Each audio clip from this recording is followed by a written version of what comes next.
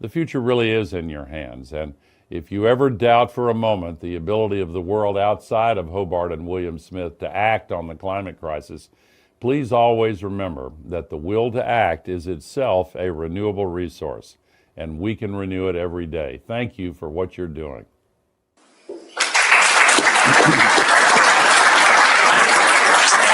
So, the will to act is itself a renewable. What a great line. That's great. I did not write that for him. So let's go back in time a bit with this panel that we have before you here. I'll introduce them, and then we'll go through a little storytelling and going back in time. Let me begin to my left with Clancy Brown, who's a graduate of the class of '09. She's currently a science educator in North Carolina. But it was Clancy Brown who in 2006 came into my office in Cox Hall and suggested that I become an original charter signator to the President's climate commitment that year, so that we would reach a level of climate neutrality by 2025. So when we talk about many great ideas, when we talk about important movements, there is the power of an idea at its very inception. And the voice of that important effort was Clancy Brown's. And I'm grateful to her, and we welcome her back to campus.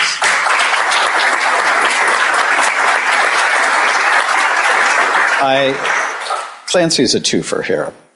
Because in addition to this great distinction, when she graduated, she joined the Peace Corps and served in Mozambique. So let's give it up for that.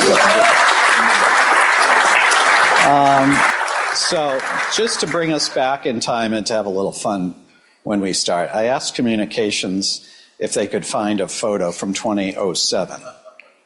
This may depress some of us, but there we are signing the President's climate commitment.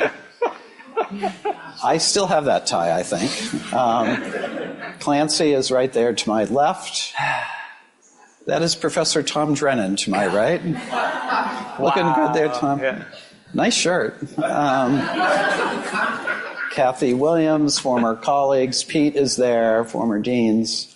But that was what kind of memorialized this commitment. So, Clancy, if I could, let me start with you in terms of walking us back to how you thought about this, how you heard about it, your experience, and bringing us to this day.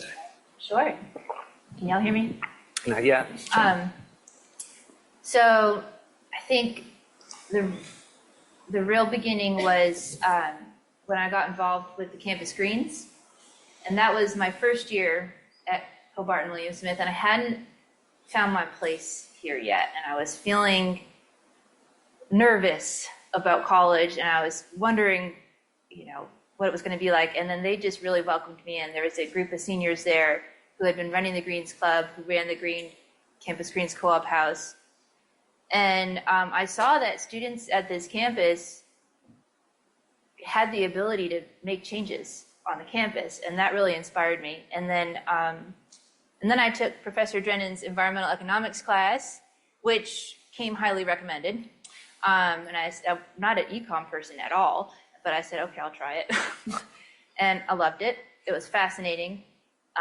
It made me stretch myself in areas I hadn't really practiced before, and it felt really relevant. And I thought, this stuff matters. And then actually, I think you got an email about another college that was doing an emissions inventory, carbon emissions inventory, and forwarded it to me with a line like, hey, this might be a good honors project for someone, ...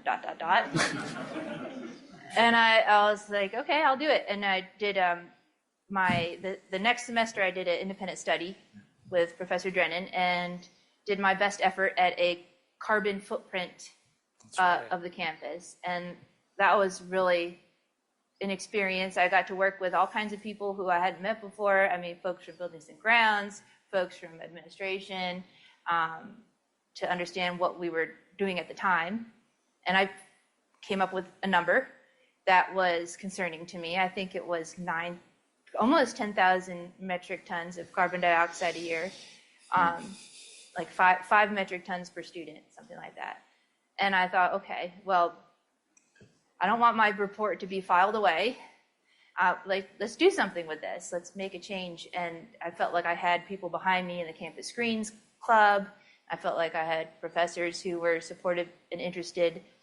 And it was a collective effort. I think, I had talked with Professor Drennan about my results and about the idea of doing something with them.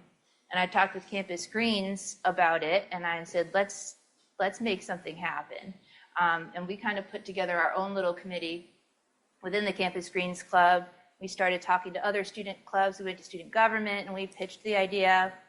We went to some of the other clubs, and they got on board as well. We talked to other professors, and they were really in favor. And they helped me put together the proposal that I eventually presented to President Guerin. So, that was definitely a group effort from quite a few people who were invested in this. Mm-hmm. And put together my little portfolio, and I presented it. And very impressive. President Guerin kind of listened and nodded and didn't. I do that very well. Didn't give anything away at all. And I haven't talked to Tom yet. Yeah, I was very political about it. And I thought I have no idea right. what he actually thinks about this.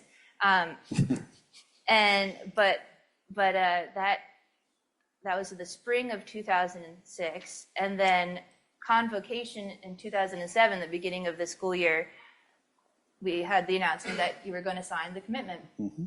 and that was the beginning of kind of a movement, I think. Awesome. That kept going, obviously, long after I graduated, and so it's been really incredible to see something that my cohort initiated actually coming to fruition and ahead of schedule. Right, I know. Here we are. So yeah, it is actually a dream come true. Well, for all of us, and thank you for your leadership and generosity and how that was formulated. But it was very well presented. It took a lot of students and a lot of personalities, and that's what's so fun about being here is working, of course, with the students on projects like this. And I've already, I got several people in this audience that I am like pushing in different directions. And now they know if you get an email from me with ... because I do that. It's really funny to think about. So Clancy, if I may, with you, you're as an educator, what do you take from this experience? You've had the benefit now of thinking about this since we invited you back, but what do you take from this experience into your professional life, or perhaps your interests as a citizen? I would say when I came into college, I didn't think I had a lot to contribute. I didn't think that I had that much value because I didn't know very much. And I saw these professors who were highly educated people, and I thought, I had nothing to bring to the table. And then what I've realized now is that young people are the driving force. Mm-hmm. They have the passion.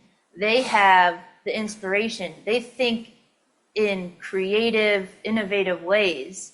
And us mature folks have the wisdom and experience, but we're stuck in our ruts and our ways of thinking. And to bring in that young perspective is incredibly valuable. And I think when the two can come together, when you have a mentor and a mentee, or when you have an inspired young person, and then a more wise and experienced person to help guide them, that has incredible potential. And I see that in my high school classroom too.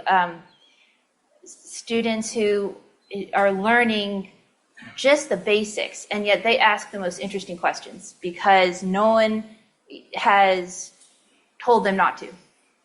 And and I love that. And I think there's a lot of power there, and I think we need to let young people know that their voice is important and valuable, and that they're bringing something to the table that we need. Love that. Clancy, some final thoughts. We'll just go down the aisle here. Just going to wrap up comments. I guess dream big. Yes. Because something that feels impossible now might end up becoming a reality. And if you don't take a chance, if you don't set the bar high, then you'll never make it. So that's the lesson I'm learning here, is that, wow, we actually did it. Awesome. Yeah.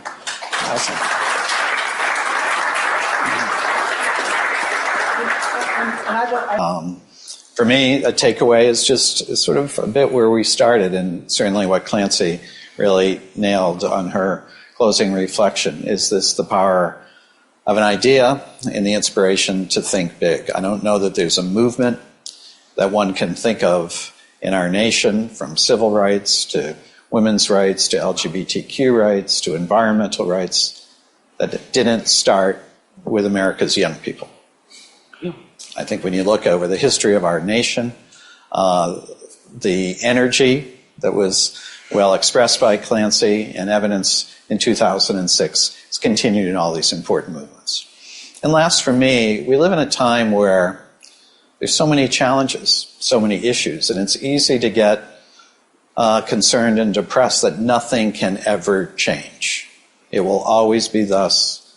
It's just sort of this, one can retreat to a defeatist, nihilistic reality that things can't move, can't change.